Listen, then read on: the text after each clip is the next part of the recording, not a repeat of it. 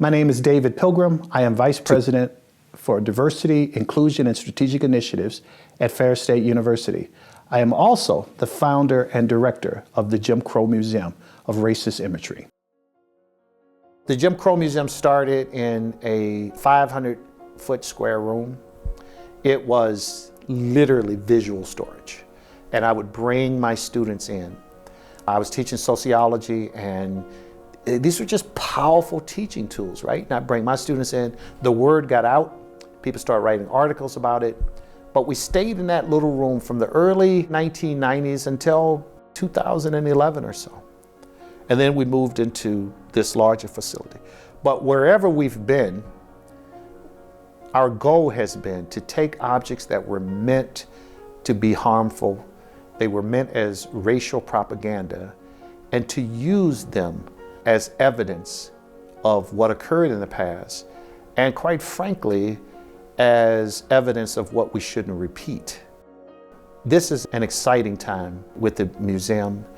We are in the final stretch of raising $22 million to build a standalone state-of-the-art facility that will be located at the front entrance of the campus. We're working with Howard Revis, a design firm out of DC, to help us design the permanent exhibit, which will be located on the main campus at Ferris. The lessons that are taught in our current facility and that will be taught in the new facility, we believe we can also teach those lessons nationwide via the traveling exhibit.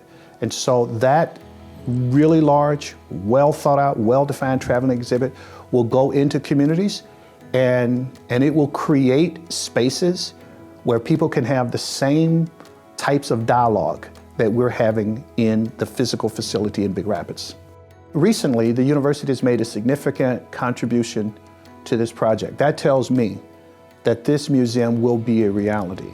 People are going to come here from all over the world. They already do. Police departments come here, politicians come here, school superintendents come, they bring their staffs, scholars, students from all over the country, civil rights, human rights, church groups come.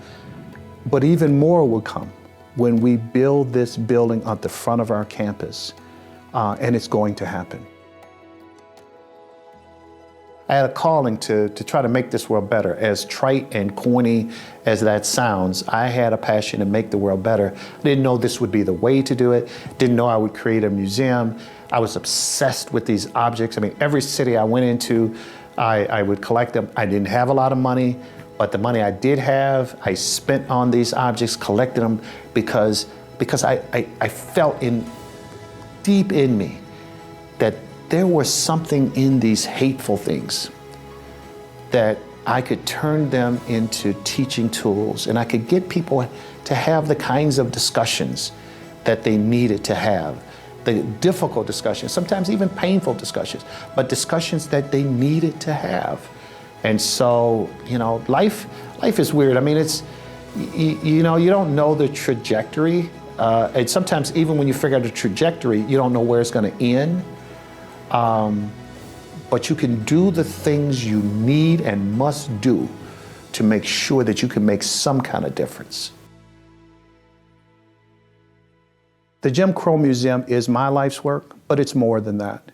It's an opportunity, I truly believe, for us to make a difference in this nation.